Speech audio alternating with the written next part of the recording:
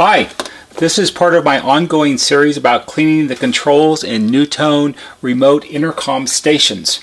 And today we have two very early NuTone Intercom Remote Stations. This particular one is from May 1959, and this one is from 1962. I don't think it has a month.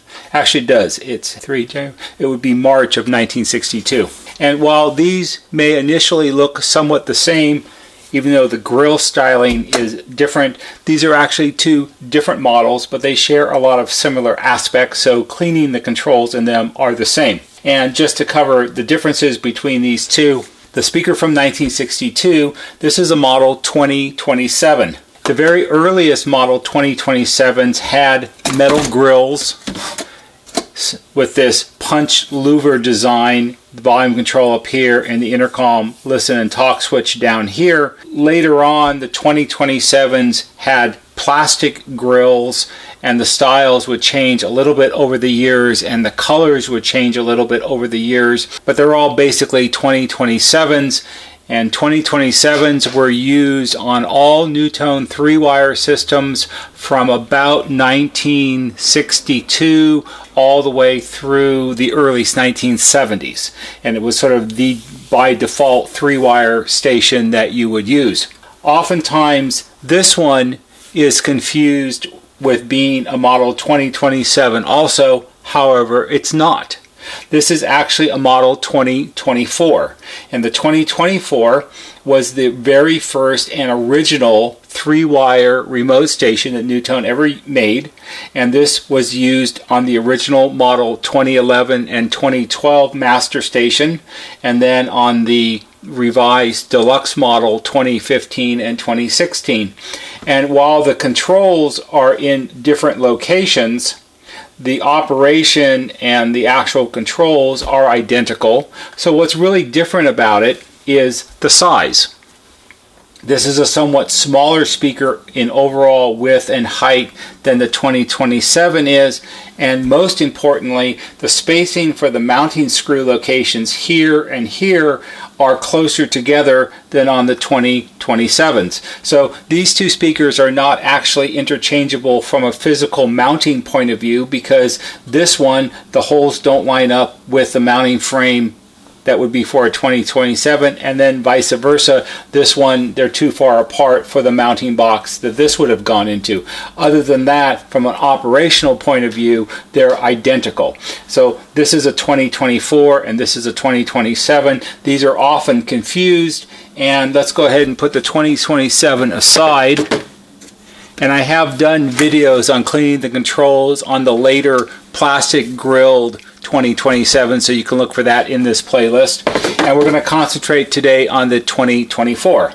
What you can see here, and I can actually show you, the person that I got this from actually put a label on it right here and marked it as a model 2027. That's how common of a mistake it is to get these two different models mixed up. And actually, if we look right here, we have a code date on it. It says 5 of 59, which would have been May of 1959. So what we have on the front, it's a metal grill. The color is called Desert Sand. And here we have our listen and talk switch. It's a spring-loaded switch. And here we have our volume control. It has the style of knob that the earliest NuTone Intercom systems have. It's a black knob, and then it has this round sort of brass insert with black showing through in the middle. There is an indexing mark on it right here, and you can rotate it to change the volume. On this part of the speaker grill, stamped into the metal, it says intercom range, and that's the range that you need to have it in for the intercom to work properly. We have these punched louvers that go across the top of the grill, and then it's stamped in the center. It says NuTone vertically. Everything on the back of the speaker is attached to this gray metal plate. And the way these are constructed, it's kind of unusual. Everything is pretty much riveted together. So the speaker cone is riveted through holes in the gray metal plate. The volume control is held on with a nut that's behind the knob. Let me take this off. I can show you that there. However, The slide switch assembly, which the knob of the switch pokes through the front, is riveted to the metal plate on the back. So these are difficult speakers to replace parts on because you have to take everything off the metal plate, and to get the metal plate off, the gray metal plate is riveted with these decorative brass hollow rivets here, and they come through the front, and this is where the mounting screws go through. So to take this apart, you have to drill out these rivets to take this assembly off the back of the grill, and then once you replace, say, the speaker cone or something like that, you have to figure out how you're going to put this back together, and that's not as easy as you would think. Hopefully you don't have to take one of these apart. All of the early 2024 remote stations, as well as the early 2027 remote stations, all use a 5-inch 3.2 ohm speaker cone. 3.2 speaker cones are rather difficult to find nowadays. If you need to replace one, you have to find a reasonable substitute. You can certainly go up to a 4 ohm speaker cone. It's close enough. It won't affect the way the system operates. You don't really want to go higher than that or lower than that. So it's kind of a difficult thing to come up with nowadays. However, these are very long-lasting speaker cones. The controls on a 2024 and a 2027 are essentially the same components. Here we have a wire-wound potentiometer volume control, and here we have a slide switch, and that's really all there is to it. We have wires that connect the volume control to the speaker and through the intercom switch and so forth. These early systems, the 2011, 2012, and 2015 and 2016, they're all 3-wire systems. All NuTone models that begin with the numbers 20 in any respect are 3-wire systems. They're all part of the 2000 series of intercoms. And here we have an original label that shows where the wires terminate. Our 3-conductor wire is a flat parallel cable, and we have copper, center, and silver conductors, and those, it shows here, those attach to the little screw terminals that are on the barrier strip that are riveted to the back of the speaker frame. So to clean these is actually a reasonably easy thing to do. We're going to clean the wire wound potentiometer for volume, and we're going to clean the little slide switch right here. To do the cleaning, you only really need 2 things. You need your Deoxit D5, which is the cleaner that we use and that we recommend.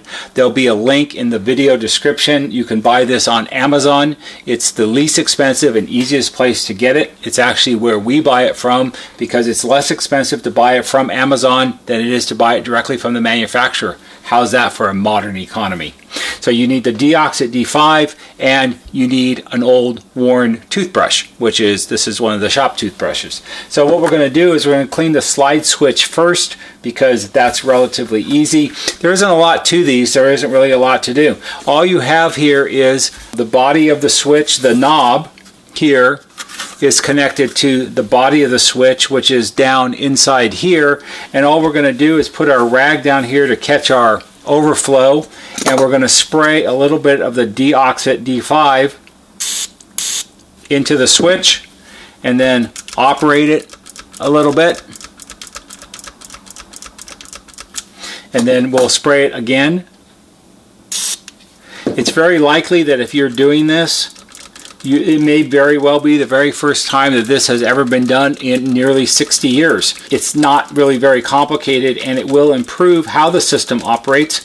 It's always good to do this while the system is on and operating, because it's easier to judge how effective the cleaning is going by actually using the system. You're sort of using your system as a piece of test equipment. That's really all you have to do. If when you do that, if it improves but it's not quite good enough, you certainly can give it another little spray and operate it again, and you should be good to go. That's half the job. Pretty simple. Now we're going to do the volume control. The volume control assembly is pretty simple. It's a round sort of fibrous material disc, and in the center here is the part that rotates. This part is connected to the knob, so when I turn the knob, it moves it. And you can see right here, there's a wiper right here, and this is this little sort of copper colored part that's concaved, and it touches the wire wound resistor that wraps around the perimeter of the fiber body, and as you turn it, you basically are lengthening or shortening the connection and therefore the resistance, and you raise or lower the volume. The part that we care about is the contact point and the top of the wire wound resistor, because this is all open to the inside of the wall cavity, and over time it gets a lot of dirt and dust build up on it, and the dirt and dust that builds up holds moisture from the air, and that causes the wire and the contact point to oxidize, and then when you move it you'll lose the connection because you move it onto an oxidized portion of the winding, or it becomes staticky. So it's actually pretty simple to do.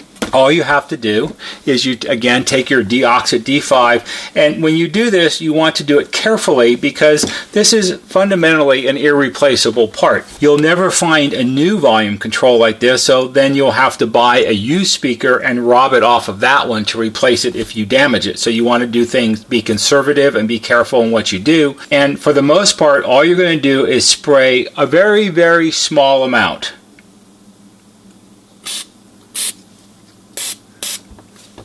And you don't want to overspray, you don't want to flood the switch, because since you have the fiber body of the volume control assembly, it's going to get the deoxit D5 on it, and if you flood it, it's going to absorb a lot of it, and you don't really want that. Once you've done that, then take your toothbrush, put a little deoxit on the toothbrush, just a little, and then you very lightly sort of clean the wire wound part of the control. You can turn the knob to move the wiper out of the way and do that portion. You can't really clean the actual contact point underneath here. You don't want to bend this, and you certainly never want to take this apart because it's not meant to be disassembled. So what you do is you just sort of let the bristles of the brush work their way underneath the contact point easily without bending it, because if you bend it and it loses the connection with the wire wound part, then you won't have any volume that comes out of the speaker. The speaker won't play. So you want to do it carefully. And all you have to do is just clean it a little bit and then spray it again just a little bit to sort of wash away anything that you might have worked loose with the toothbrush, and then sort of pat it dry. And that's pretty much all there is to it. It's pretty easy. It's one of the easiest ones there is to do because the access to it is so good. Lots of times after you've cleaned it, what you want to do is rotate it its full movement back and forth, and that will help rub the contact point against the wire wound part, and it will clean away anything else that's left. And also, as the music is playing and you turn it, you can see how well it's improved. If it's good, leave it be. If it's not quite good enough, clean it with the brush a little bit more, and you're good to go. So even if you had a house with 5 or 6 of these, which would be a lot for the late 50s, it doesn't take very long to do this, and it will dramatically improve how well your system operates. As you can see on the back of the 1962 2027 speaker, even though the components are in a different location, they're exactly the same. You have exactly the same volume control assembly, and you have the exact same slide switch for the intercom functions, so cleaning these are exactly the same. Pretty basic, and it's pretty easy. The later 2027s had an enclosed volume control, and it used a different type of intercom switch arrangement that eliminated all of these individual wires, which would have had to be hand assembled and would have taken a lot of time. And like I said, there's a video that shows how to do that. And that is the ins and outs of cleaning the controls on your very, very vintage NuTone 2024 or a little bit later model 2027 metal grilled remote station. I hope you found this video to be interesting and helpful. If you did, please give it a big thumbs up on YouTube, because that always helps. If you like our videos and you learn things from them, please subscribe to our channel. There'll be a banner right here that shows you how to do that. If you subscribe to our channel, you'll get email notifications when we post new videos. That's all for today. See you on the next video.